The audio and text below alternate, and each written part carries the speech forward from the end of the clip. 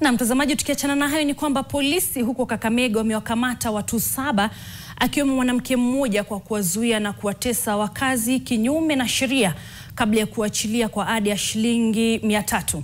Maafisa hao walivamia nyumba ambayo washukiwa hao walikuwa wakizuilia watu hao kutokana na ripoti walizopata kupitia kwa naibu chifu wa eneo hilo na kuwaokoa watu 9, baadhi yao wakiwa wamejeruhiwa vibaya.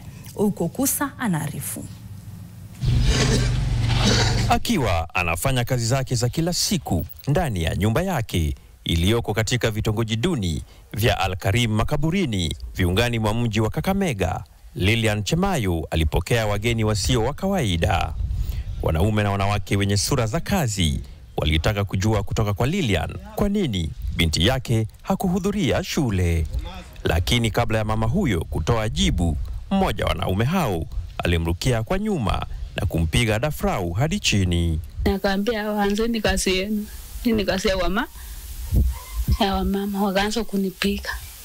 Kisha kundi hilo lilimchukua Lilian hadi kwenye seli iliyoko katika chumba cha jirani ambako walimpa kichapo cha mbwa koko kabla ya kumfungia. Mkongo huko yote nikinaonda mwili, alafu na bleed. Hata niliumia wapi. Lilian aliachiliwa siku iliyofuata baada ya kutoa shilingi 300.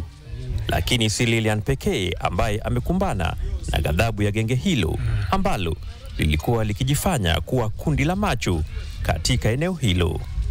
Mildred Ayuma pia alichukuliwa kutoka mlangoni mwake jioni ya Machi 6 Ijumaa na kusindikizwa hadi seli bila kujua sababu iliyomfanya akamatwe. Kufika huko nikapata kuna wenzangu huko wanachapo, pia mimi nikaingizwa huko na nikalala huko siku 3 kana chapo. Sasa sikujua chanzo nini. Lilian anakumbuka alichukuliwa wakati akioga alasiri ya Machi 7. Nimemaliza kuoga, nikasema nimemaliza kuoga. Haya, vaa haraka, toka tuende. Nani mwenye anakuita? Nikasema makosa ni nini? Hakuna, wewe tuende. Mle ndani aliwakuta watu wengine 8 wakiwemo wanaume. Lilian anasema kwa siku 3 walikuwa wakipata chakula mara moja kwa siku. Nilikuwa naleta ugali na sukuma. Naibu wa chifu wa eneo hilo Isaac Ayumba aliambia NTV kwamba tayari wamewakamata washukiwa 7. Tumekuta mkojo ndani na hao walikuwa wanafungiwa na hata zile haja wanaenda kuna containers ambazo walikuwa wamewekea huko ndani wanazitumia. Halikadhalika, shabiki sugu wa genge hilo anasema kwamba kundi hilo liliundwa na mzee wa kijiji anayehusika na mambo ya usalama wa jamii. Huyo liguru wa kijiji ndiye aliona kama wamama wamepewa discipline na wamebadilika, hata wababa wafanye nini? Wapigwe. Waeko hapo wapigwe, waache po. Na yeye mwenyewe personally ndiye aanzisha hapo ndani kuweka watu. Yeye aliweka watu wangapi? 3.